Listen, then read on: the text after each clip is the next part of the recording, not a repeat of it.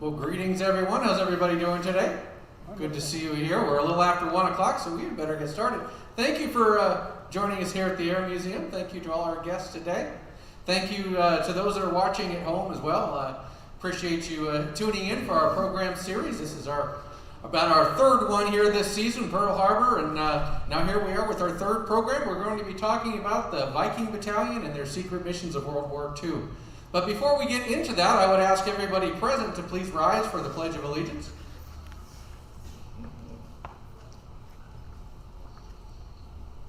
I pledge allegiance to the flag of the United States of America.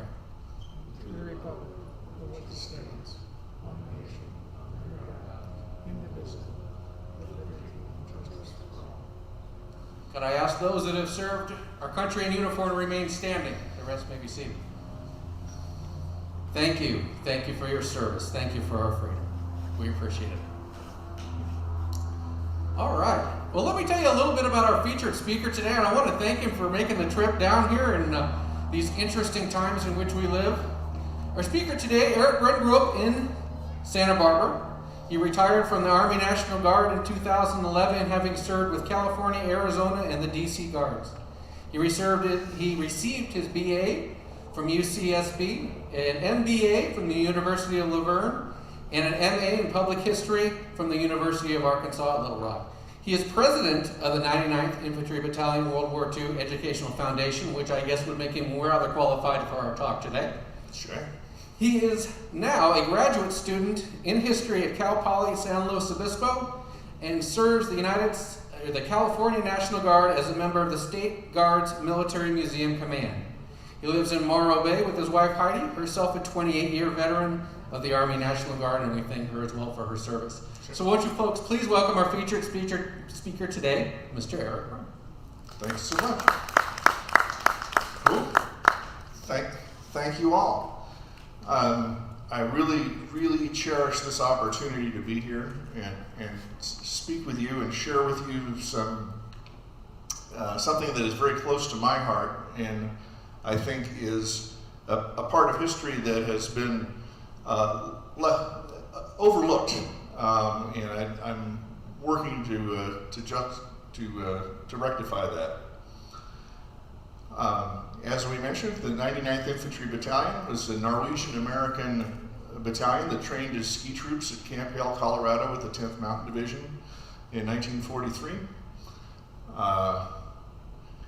And before I go more into that, just kind of general stuff, we all have different backgrounds, and I have to say, after 32 years in the Army, as I began to learn and try to unpack my father's career, I found that there were a lot of subtleties there that have changed over time. So just some words to try to put into perspective for you. The Army in World War II, the Army at that time was really based on the regiment. A soldier would have an entire career in their regiment during peacetime. And a regiment was about 3,200 officers and men. It was made up of 3 battalions, but those were kind of like subdivisions of that regiment. They didn't exist outside of the regiment. That was the chunk that they were part of. There was another 620 some odd soldiers, logistics, specialties, cannon company, anti-tank company, medics that were attached to bring it up to the 3,200. Those regiments also didn't necessarily normally fight alone either. They were fought as part of a division. And a division was 14,000 soldiers. And this particular illustration shows what the array of the 30th Infantry Division would be, with 3 regiments along the front line, and each of those supported by artillery and anti-aircraft artillery and medical units on a habitual basis, as well as units that are in general support that can be pushed up or provide support from where they are.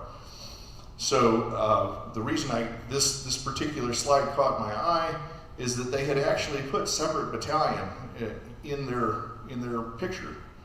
Now the 99th was a separate battalion. That's why it has that little extra thing. It's telling you that it's not part of a bigger organization. This is separate from the normal operation. So they're actually a larger unit, about 900 soldiers. They actually had logistics, administrative, and medical folks directly part of their organization, so they could operate things that they would normally receive from their regiment. So that just needed to explain what that meant. And of course, the divisions didn't fight alone either. Divisions, 2 or more divisions would become a corps, and a corps would become part of an army. Okay, there is the army. That's the team. That's the guys that play Navy, right? Everybody. Then there is a numbered army: 1st Army, 2nd Army, 5th Army, 8th Army. So that, and an army is made up of corps. So it's all stair-stepped. So, where my story starts, okay, I grew up with my father. I heard him, jabber jabber in the background, but he was a grown up and I wasn't, so it didn't really matter. Didn't really pay attention. And honestly, I managed to do that for 32 years. I didn't pay attention to what he was saying. But he gave me a call and he said, "Look, Mom and I are coming to DC. We've been invited to come for an event in DC for Memorial Day 2011. So here we are sitting on the National Mall on Memorial Day. I'm wearing a hat that I had prepared for my dad to wear. And the reason I'm saying that is that hat has the combat infantry pin on it. I'm not a combat infantryman, and I don't attempt to wear that badge. The only reason I'm wearing it is my dad was embarrassed. So. But I was proud to wear it for him. And that's my wife on the other side of Dad there. But here is the event that we went to the mall for. So Gary Sinise, of course, Gary Sinise lives at the mall. He's either at one of the 3 monuments at any one time, but he was there to present the flowers, the wreaths, other people there to play musical instruments. But what also happened that weekend was my father was among 25 soldiers that were brought to the Norwegian embassy to receive the Norwegian Defense Medal. So this was a package deal. And all of a sudden, I was, trying to come to terms with what's the big deal? He's my dad. He's a nice guy. But Dad was a university archivist. He was at UC Santa Barbara. He was head of special collections. He spent his life in rare books, rare maps, documenting history, articulating history, and studying history. So when his son turned out to be dyslexic, that was a bit of a frustration because though I could be excited about what he's talking about, I had trouble sharing it with him because it was a lot of hard work to try to decipher all of these things he was trying to talk about. So who was he? Christian Magnus from Brun. He was born in central Norway, a little bit above Trondheim. He came to the United States in 1923. He was the only child of Aga and Petra Brun. His dad had died in 1932 of influenza when he was working at a sawmill in Washington State. So he and his mom did the best they could. She ran a rooming house. He worked with her. He also worked at Haberdashery in Everett, Washington.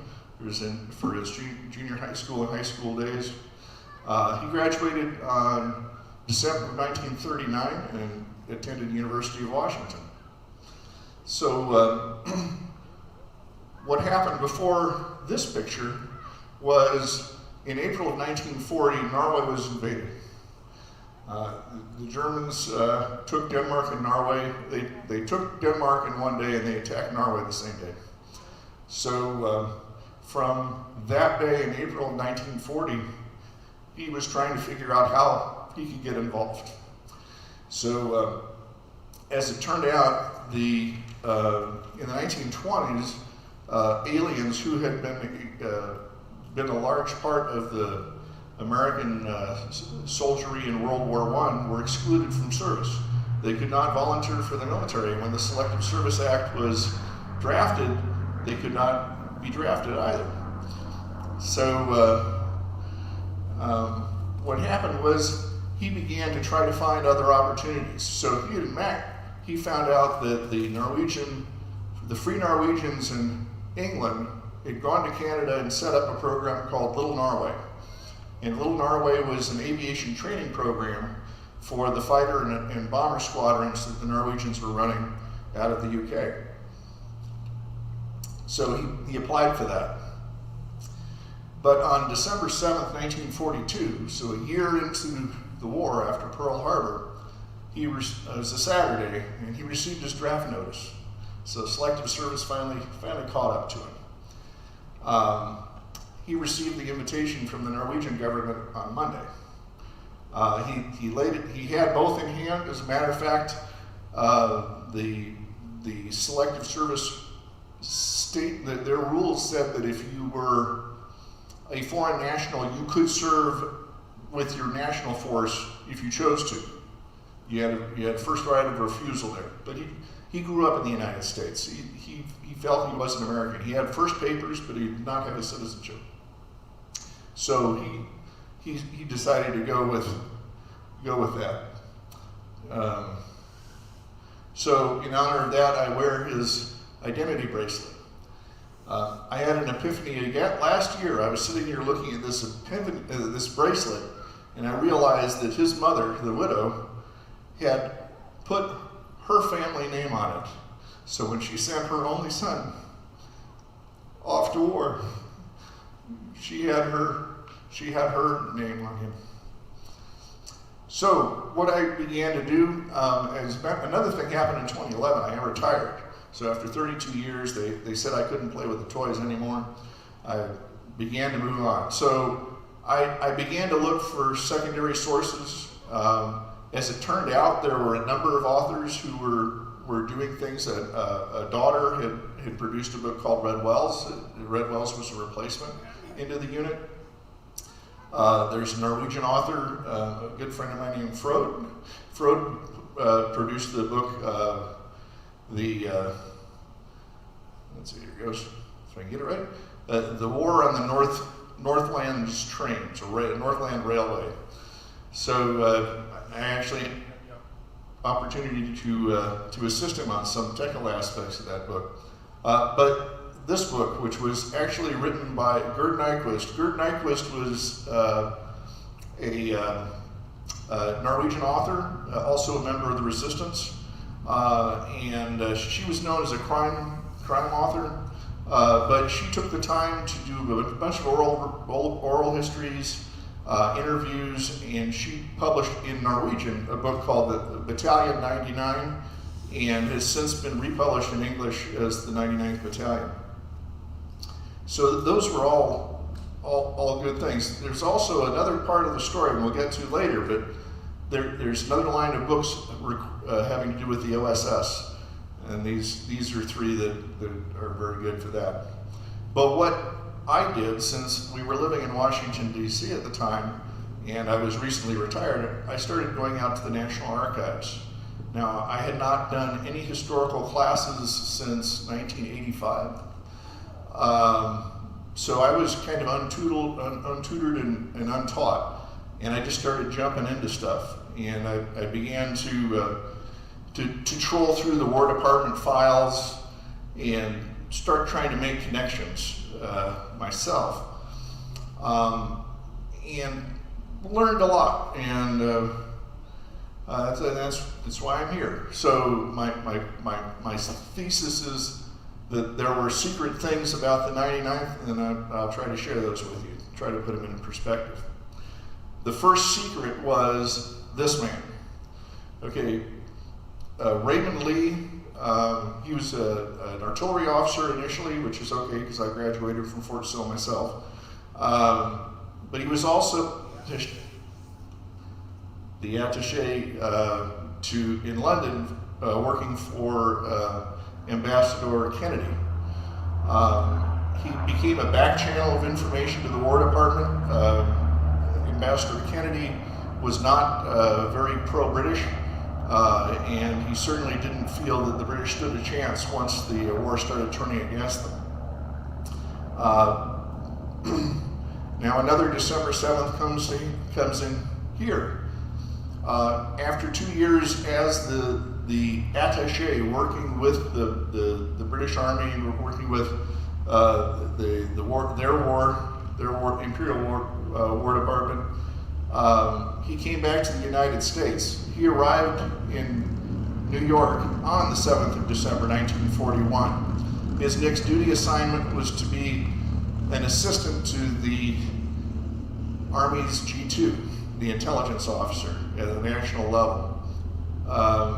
So he instantaneously became the acting G2 because the primary G2 was sent to South America on a long tour into retirement, and shortly thereafter became the assistant Chief of Staff for Intelligence G2 for the War Department. So he served there for only 6 months, but in those 6 months he did something that would have a kind of ripple effect out in the pond. One of those things, while he was in England, one of the things he witnessed was things like this. Okay, the Norwegian army in exile was rebuilding in Scotland. They were trying to scrape together every Norwegian they could get their hands on, and they were fighting with the Norwegian Navy and the Air Force, and they were also fighting with their Merchant Marine. By the way, the Norwegian Merchant Marine was 25% of the Allied Merchant Marine, starting the end of the war. So within that world, the Special Operations Executive, these were the ungentlemanly warfare specialists that Churchill chartered. They turned to the Norwegians and said, we would like to develop an independent company. An independent company was an idea that worked very well in Norway during the brief campaign there.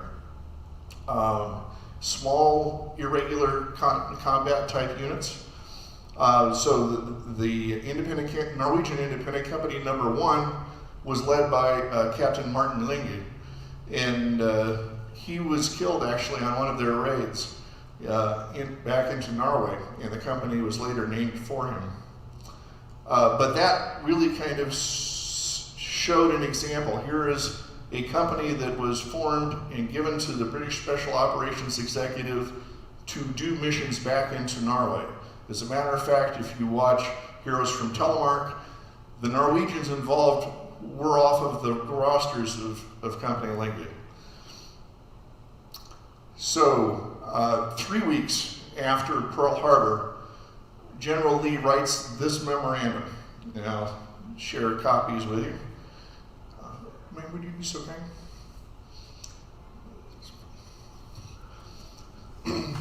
So it is titled, The Creation Under the Auspices of the War Department of an International Combat Force Recruited of Aliens in the United States.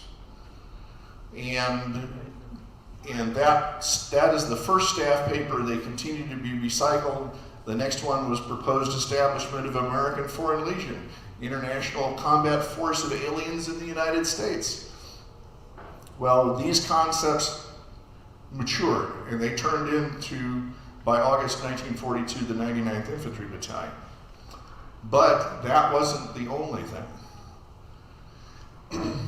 In April of 1942, the 1st Philippine Infantry Battalion was activated at Camp San Luis Obispo, California. It grew by May into an infantry regiment, and then they started a 2nd regiment. These soldiers would go on, they would be cadred, they would be tasked for additional, for personnel to also flesh out the first Special Reconnaissance Battalion in the Pacific. So that is one lineage for you. Of course, the 99th, the Japanese who belonged to the Hawaii National Guard and were segregated out of the combat units after Pearl Harbor, were brought back to the United States, and on 15 June they got off the boat and became the 100th Infantry Battalion. The 101st Battalion was comprised of Austrians, which was considered a acceptable German kind of political dodge there. I'm trying to say that it's the Sound of Music trick. that they have their own story. Many of their members became military intelligence interrogators and interpreters. The 102nd Greek, later renumbered to 122nd because that's the anniversary of independence that was coming up, and they wanted to make that kind of line up. The Greek battalion was eventually absorbed by the Office of Strategic Services. And lastly, the Ritchie Boys. Camp Ritchie, Maryland was the military intelligence training center just north of urban DC.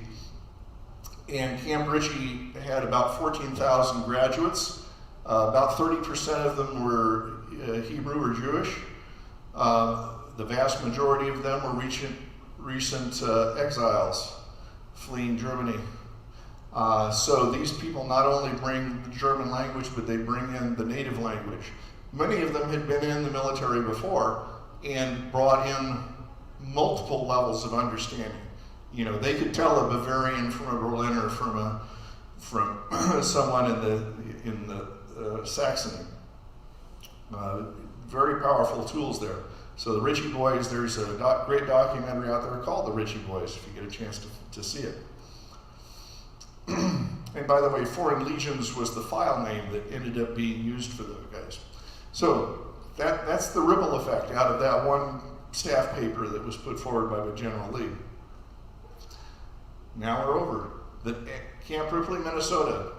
They activated the 99th Infantry Battalion. Eventually, over 900 soldiers. 900, and this is something that, show of hands, how many people lived in a Norwegianish culture, like Minnesota or somewhere? You had a couple of you, okay? When I grew up in Southern California, I knew my dad was Norwegian. I didn't know what that meant. I've since I started listening to Prairie Home Companion, and it was very funny in this. I tried to get my dad to listen to it. He didn't go for it. For him, it was a documentary. So the way I try to explain to people is the Army did an experiment. They took all of the stubborn people in the Army and put them in one unit, and they just happened to be Norwegian. Yeah. So squareheads, as they were called, were well known to be pretty stubborn people. So the unit starts at Camp Minnesota, gets moved down to permanent buildings down at Fort Snelling, which is right next to the Mall of America, as a matter of fact. If you want to try to figure out, it was actually on the end of the trolley line, so you could get into town really easy. They had a great time, lots and lots of lutefisk and lefse. But that all passed because the Army had been building the Mountain and Winter Warfare Center at a new base. In 6 months, they built a 15,000-man city once the permafrost melted enough to be able to start construction. So from April to November, they built a city that includes sewer, electricity, the barracks, the warehouses, the railhead, everything. So in December of 1942, the 99th arrives at Camp Ripley. And to show you how accelerated things were, my father was drafted on the 7th of December 1942 and processed in Seattle, Lewis, Washington. He was at Camp Hale in time for Christmas dinner in December. So basic training was conducted OJT. The sergeant's business was to make the soldiers up to snuff. So as that battalion, newly formed battalion, was doing its training, they were doing basic training simultaneously to tactical field exercises. Then they had Camp Hale. Camp Hale, the buildings at Camp Hale were at 9,300 feet. The mountains surrounding Camp Hale were over 12,000 feet. And training was uphill both ways. Okay, soldiers had 70 to 98 pound rucksacks. They had skis, they had snowshoes, they had, a never ending, and then they had to do Army stuff too. So this was a very difficult set of training that occurred. But at the same time, as they're finishing their training, a couple of things happen. Ma'am, you did such a good job the first time. Oh, he did? And he's taking it away from me again. So, but I'll give you the credit. She's off. So, something happened. And what that something was, let's see here. What that something was the 99th Battalion was trucked down to Camp Carson, Colorado, and joined the Greek Battalion that was already there. And they were reviewed by President Franklin Delano Roosevelt. So you kind of have to wonder, how secret is that? Well, if I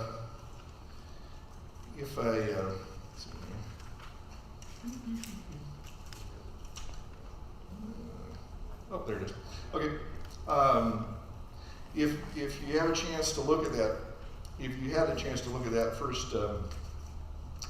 first handout on the memorandum, what General Lee had proposed were the goals of his program was, one, to take advantage of an intense desire to fight in these foreign nationals living in the United States. In the case of my father's example. Also look to the propaganda value as a way to present the United Nations to not only to American citizens, but to the other countries of the world, and to the Germans. Then also what soldiers who were already trained and motivated could be used for espionage, sabotage, and military intelligence purposes. And finally, to act as the important elements of the force on the ground in that country once we're able to invade.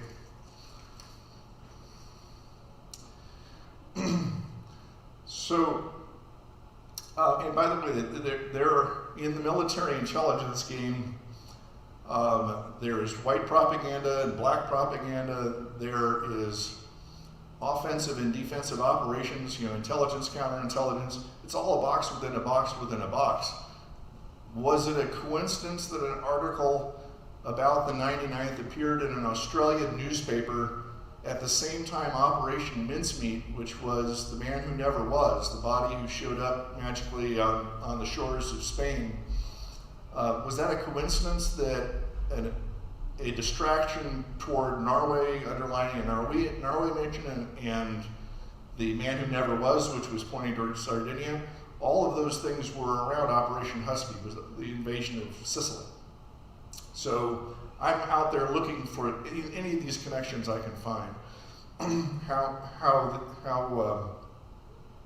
the 99th could have been used in political warfare and also in the intelligence world. So Camp Hale was closest to, if you go to the ski industry at Breckenridge, you go due south, you'll find Camp Hale just south of Camp Hale. There's Leadville, the famous mining town. Well, that was the closest town, and the GIs got there a bunch. The Silver Dollar Saloon became quite famous because one of the 99th guys threw an MP through the front window. As it turns out, that MP shows up like 6 times. As I'm doing history, this guy keeps popping up. So, but it was also the courthouse. So in this particular case, 58 members of a battalion of 1,000 were getting their citizenship in one day. And that occurred on a weekly basis throughout the summer of 1943. Okay, there's the presidential review. Sorry about that. So, in order to cover everything, I'll just give you the down and dirty. The unit went to Europe. It went to England in the fall of 1943. 22 days after, or 2 weeks after D-Day, they landed in Normandy. the opportunity to ride out that horrible Channel storm in the Channel on cargo ships. But they arrived in there. They were attached directly to 1st Army headquarters as a separate battalion, as kind of an extra force that they could use. They were initially attached to the Provisional Ranger groups led by 5th Ranger Battalion after D-Day. They provided area security in the Normandy Peninsula. Then they were attached to the 2nd Armored Division in Elbeuf, which is north of Paris. They secured a river crossing across the Seine in Elbeuf. They joined the 2nd Armored through the Canal Drive, which takes you up through a series of canals in Holland and Belgium in the north in September of 44. Then they transferred, because 1st Army owned them, 1st Army could move them to different units, and they would to wait an attack. So at Aachen, which was the first German city to fall to the Americans, the 99th was added to the 30th Infantry Division and was actually the northern pincer when the 1st Infantry and the moved up, and then the 30th drove south. That pincer to the east of Aachen was the bag that they were holding tight as the Germans tried to push through reinforcements into the city or extract forces out of the city. And if you can imagine having friendly forces on opposite sides of the same street with the Germans running down the middle of it, trying to get through, it was a pretty hard time. So then the battalion was called back, and it was again called by 1st Army headquarters as an emergency task. On the 17th of December, they were given a 2-hour warning to be on the trucks and heading south to a town called Malmedy. Malmedy is a small town, but it sits on a bunch of river crossings. At Malmedy, Task Force Hansen, led by the battalion commander of the 99th, reinforced with the 526th Armored Infantry Battalion, met up with the engineer battalion commander who was holding those bridges. And the engineers were very happy to see the infantry at that point. Later that day, the 30th arrived, and the 99th it became part, for the next 30 days in deep winter operations, became part of the defense of Malmedy and Stavelot in that part of the line.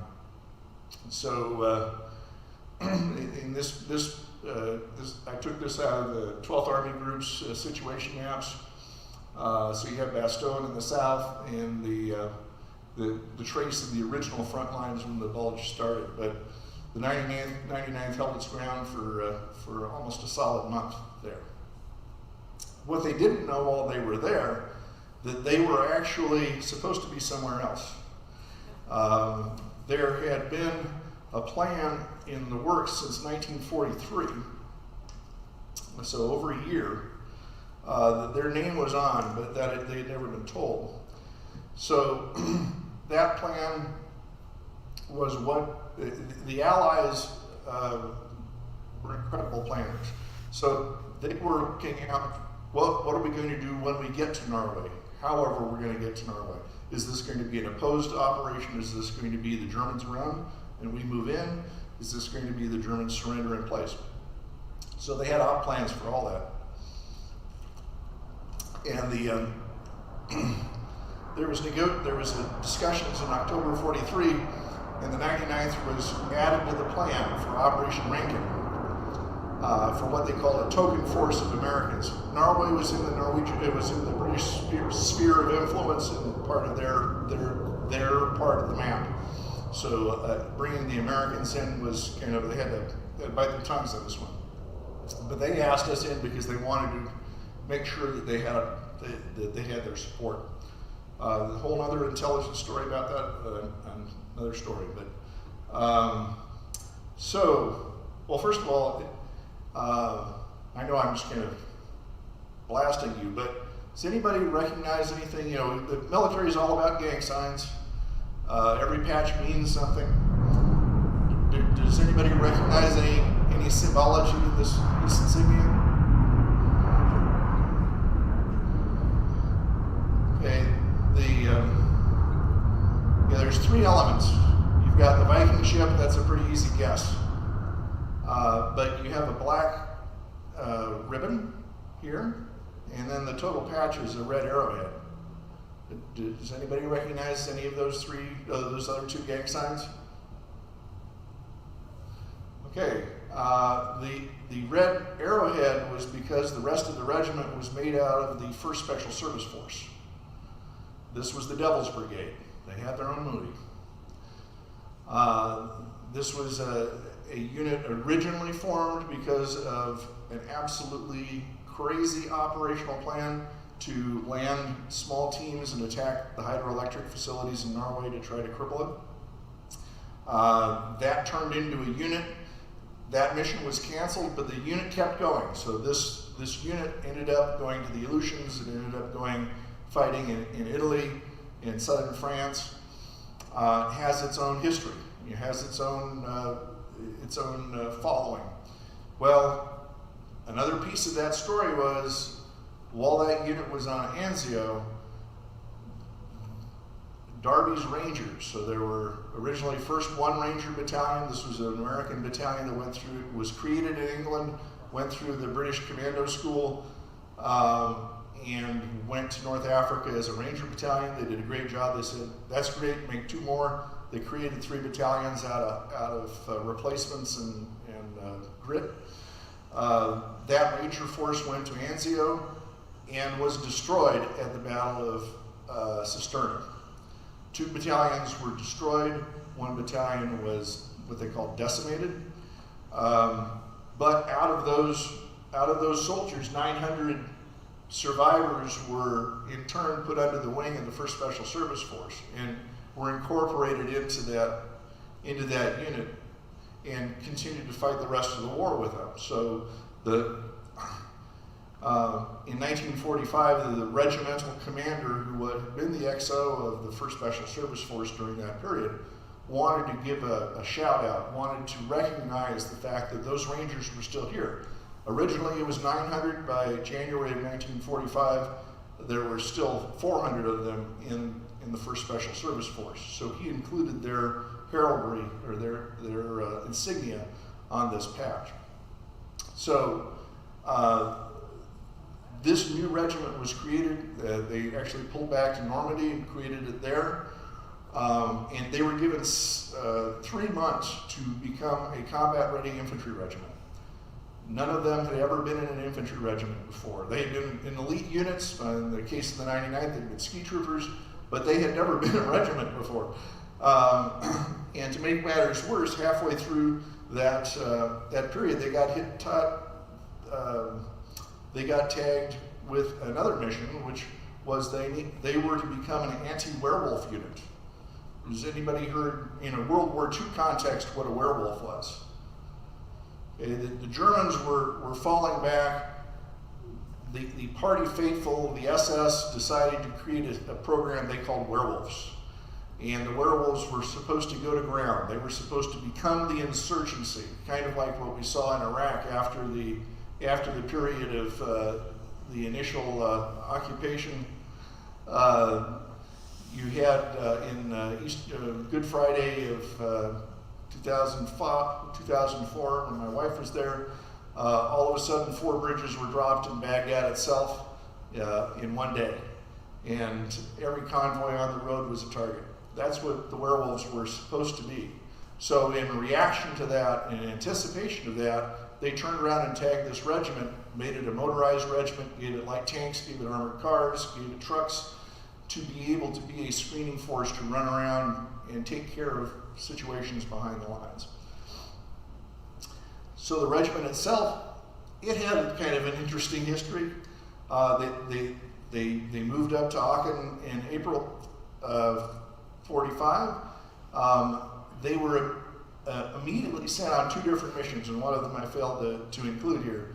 A security force and medics were sent to Buchenwald, and they were there the day that Eisenhower and Patton were there.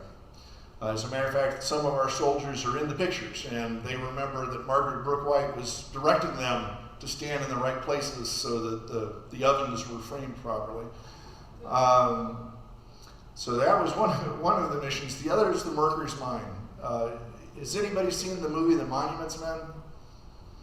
Okay, the Monuments Men, these were folks who were involved in protection of arts and treasures and things, but one of their things was to follow the gold and to follow the treasures, and that led them to Merker's Mine. And this was a stash of 100 truckloads of gold, 480 tons of gold, Nazi gold. It was also the Reich's gold deposit, but there were also sacks of gold from fillings. There was jewelry, there were glasses, but that entire cash was moved out in 2 convoys, both secured by battalions to the 474th, the 1st Battalion and the 99th. But the end of that deal is they were able to take that regiment. Now on the Germans surrendered initially on the 7th. The Russians wanted it to be the 8th, so it made sense in their calendar. On the 7th, there were already orders redirecting the regiment to be mobile, to move to the fort, to load on LSTs, to go to Norway.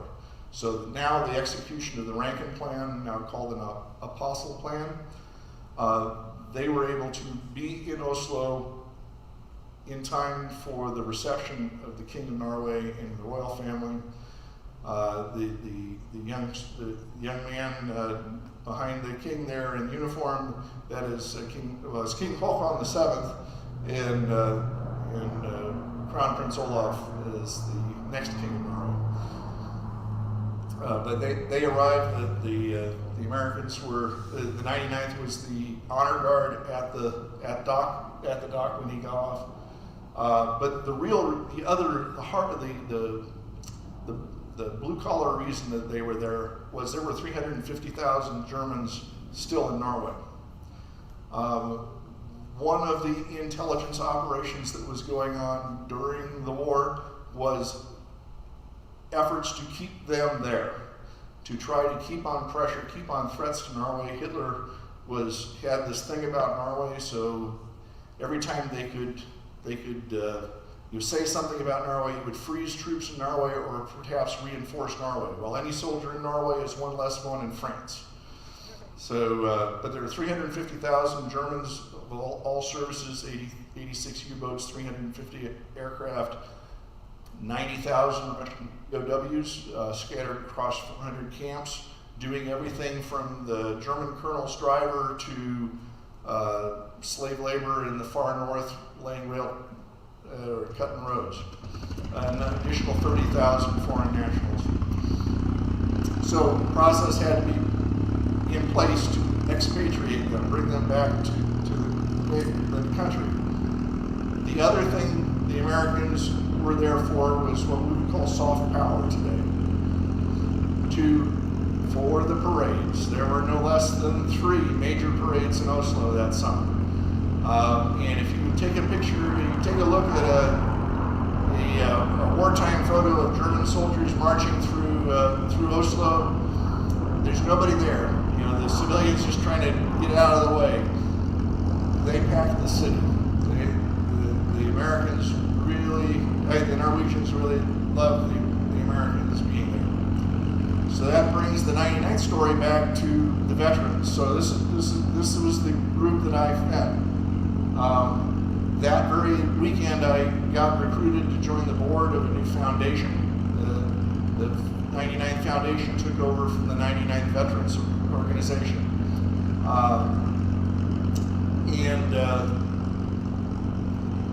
What this brought me to was the whole other story, because that half of the story was the battalion, but there was another story. And I had mentioned it once before, the Office of Strategic Services, the OSS.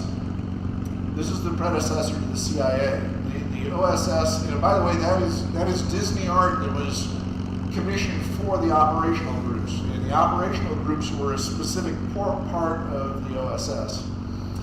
So what the operational groups was, groups of, the base group is about 40 soldiers and officers. They are the grandfathers, and actually, if you want to get technical, the bastard grandfathers of the special forces today. I say bastard because the OSS was a civilian organization. The Army lineage will not follow a civilian organization. So these were soldiers who were attached to a civilian organization, and that's all they care about. You can't draw the line there. But they were trained to operate by air and by land. They were. I had mentioned that the 102nd or 122nd Greek Battalion. The entire battalion was subsumed by the OSS. It became 6 operational groups. 3 worked in Greece, 3 worked in Yugoslavia. So they formed 2 operational groups. So they took 80 soldiers, became two Norwegian OGs in the United Kingdom. How do you get these guys somewhere? You need a special delivery service, the carpetbaggers. The 802nd and the 492nd Bomb Group. This was a high priority package delivery service for you. They operated highly modified B-24 bombers. They flew in single ship or maybe up to 3 or 4 aircraft missions. The pilot and navigator made their own flight profile. They would fly less than 1,000 feet. They would fly at night by the light of the moon. This is some of the modifications to the aircraft. The Rebecca radio antenna, you can see the shadow of it above the P in Playmate. But that antenna is a directional antenna. It had the Eureka transmitter, which was used by the Pathfinders and the OSS and Special Operations operatives. And it was a directional beacon broadcasting straight up, so it was very, very, very hard to intercept by German radio detection. But they would use that to home in on the drop sites. When I say highly modified, since you're flying at 1,000 feet, you don't need a belly gunner. So they took the belly turret out, and that's the upper right-hand photograph is what they call the Joe hole, because the Joes would drop through that when they were parachuting out of that aircraft at 500 feet at 120 knots. So you also see they have a bunch of packages there. They had cargo containers salvoed out of the bomb bays, the aircraft as well. So and they preferred to fly with the greenhouse front nose, either those older aircraft, or they actually removed the Bendix turrets from the aircraft and recreated the greenhouse nose for their later aircraft. What they did, on this map, you can just imagine the blue area is where the American forces and the British forces were contained in Normandy up until the breakout at Cobra. The red dots are where they jumped. So they jumped over 200 miles into enemy territory in groups of up to, say, about 12. Okay, 12 to 15 guys, sometimes smaller. The Norwegians, since this was a French, this was France, the French groups had the lead, so the Norwegians and the other groups provided soldiers to go on those jumps. So Percy Red, Percy Pink, and Patrick were all, and those are in this first tier of, let's see, those 3 were their first jumps. There were about 60 other jumps like theirs that were occurring at the same time. But the breakout from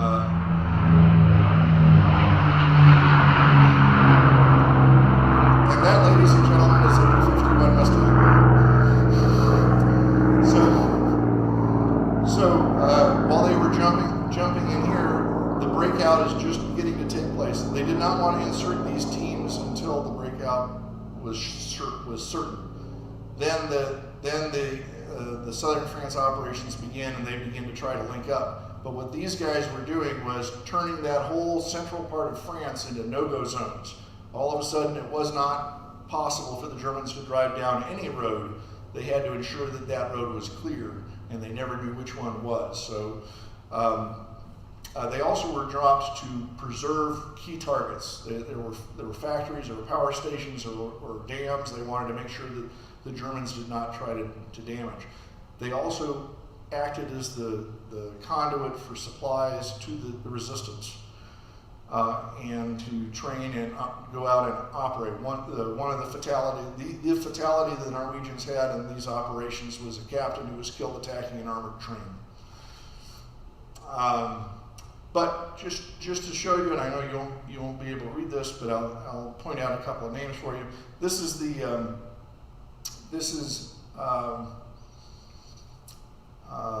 okay. So by December of 1944, the opportunity to work with the civilians that had an organized resistance had pretty much ended. Okay, there was no resistance movement in Germany that could correspond to what they had in Greece or Yugoslavia or France. So they said Norway's still on the table, so we'll keep one Norwegian operational group, and they ended up renaming it because the whole structure that managed all of these groups was being disassembled. So what they did is they said, you pick your group. So they went through the 80 guys, they got a pick team. They offered anybody who was not picked to stay to go on the Norway mission or did not choose to go on the Norway mission. They offered them a very simple Army choice. They could either go to China as part of a new mission, or they could become replacements and get issued to the 82nd, 101st, the 1st Infantry. And oh, by the way, if you go to China, you get 30 days in the States on the way. I talk about a high success rate of that offer. But these are the Norwegians that came out of the 99th out of the roster that did go to Norway at the end of the war. The names at the top, there's Lieutenant Colonel Bolin. He had jumped with Gavin on D-Day. He was on the same stick, out of the same aircraft. Second guy, Colby, Major. William Colby. Is this a name that sounds familiar to anybody? Head of the CIA later? Okay. Major Colby, and a list of other guys. One here I want to point out because he wrote a pretty good book. Lieutenant Hall. Roger Hall wrote a book called You're Stepping on My Cloak and Dagger. Highly recommended. It's pretty tongue-in-cheek, but it is the building of the operational groups and the employment of the operational groups, and specifically the Norway operation. But all of those red dots represent soldiers that were called together and trained together as part of General Lee's vision. Here's the products of the folks who did go to China. So they worked with the nationalist Chinese. They trained their commandos. They did airborne training for them, airborne operations. As a matter of fact, some of the Norwegians from this group ended up in Hanoi at the end of the war, chasing American POWs down. So, recap, this shows what the missions were. Operation Wright, which was the American operation in Norway, was flying out of England all the way up into this area, the north central Norway. Tragically, in those extreme conditions, that extreme range, there were 2 aircraft lost in those missions. I have detailed discussion boards about those 2 aircraft here if you would like to take a look at them.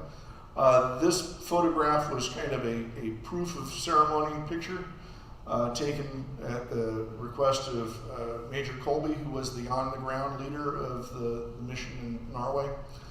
They did manage to get to the railroads. They did blow up the tracks and delay German operations in March into April. And they were on the ground in Norway in May when the Germans surrendered. What we do, I was recruited into the foundation.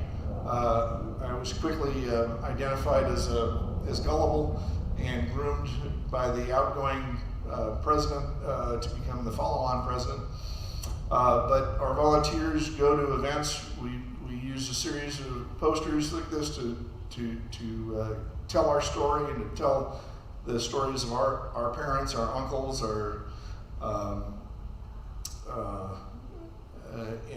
and many new friends who come along to help us tell our stories. We work on erecting monuments. This is the monument at Camp Ripley, Minnesota, which is really important because not only was our initial activation site, but it is also the home of the Norex, or the Norwegian Exchange Program, that has been going on for over 40 years. For 40 years, the Norwegian Home Guard and the Minnesota National Guard have had a military exchange program. And the storyline of the Norwegian 99th Battalion have become a large part of that. You see a group in 2015 there that are reenacting one of the ski treks done by the OSS troops in Norway. 75-kilometer ski trip. I don't know how far they went, but the real one was 75 kilometers. We have another monument. This was erected by the veterans at Tennessee Pass in Colorado. There's a small county ski chalet there called Ski Cooper. Ski Cooper was Cooper Mountain, which was a training area built by the Army Corps of Engineers and the Quartermaster Corps for the Mountain and Winter Warfare Center. So that has been a go-to place. There are 2 events every year that take place here. Just to the left of that monument is the 10th Mountains Monument. So that site is shared. There is a ski event that occurs normally annually in February, March, and you see here members of the 10th Special Forces Group and the Special Forces Association joining in at that ski event. So they're big supporters for us. We really appreciate it, and they have deemed those events heritage events for themselves. The other event that happens annually there is Memorial Day, and there is the town of Leadville has adopted that as their Memorial Day event. So we really appreciate a chance to tie into that. Now, I was living in Virginia after we moved away from DC. When the OSS Society's Congressional Gold Medal, or the OSS Congressional Gold Medal was awarded, I was invited to go to the ceremony in DC. While I was there, I met a bunch of these carpetbaggers. And what do you know, if they aren't nice guys? Well, it's finally dawned on me. The same defense medal that was awarded to my father and his compatriots for the 99th would also be able to be awarded to members who had participated in those missions into Norway in 1945. So this is the presentation here in Palm Springs, the presentation of commemorative medallions to the carpetbagger members. Shortly after that, we were able to get the King's signature on the awards of the actual medal. And here, Bill Becker, who is a local Southern California 95-year-old feisty member of the Carpetbaggers, he will proudly tell you he is the #1 top gunner in the 8th Air Force to this day. But this is the Admiral Sund, who is the defense attaché, and his aide presenting the medal to him a couple of years ago. I've since attended another carpetbagger reunion in Minneapolis and had a chance to talk with them. But this is why we do it. This is what the foundation is about. This is why we care. We are here to tell the story and try to collect it and be able to bring it forward for you. We are a 501c3, and I hope I've been able to tell you some stuff you've never heard of before. Really happy to answer any questions you may have.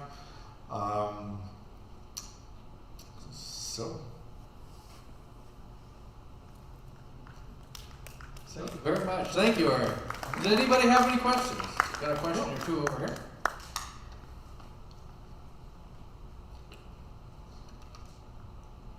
Have you any idea how many gentlemen are still alive from the 99th? There were 900, you said. We're down to 5. The 99th, since the Army unit was assembled in 42, was a couple of years ahead of the carpetbaggers, so we're down to 5. And the carpetbaggers last reunion I was at with them, I think there were 8, 9 of their folks who were able to travel to Minnesota for that. There were certainly more members who couldn't travel at that point.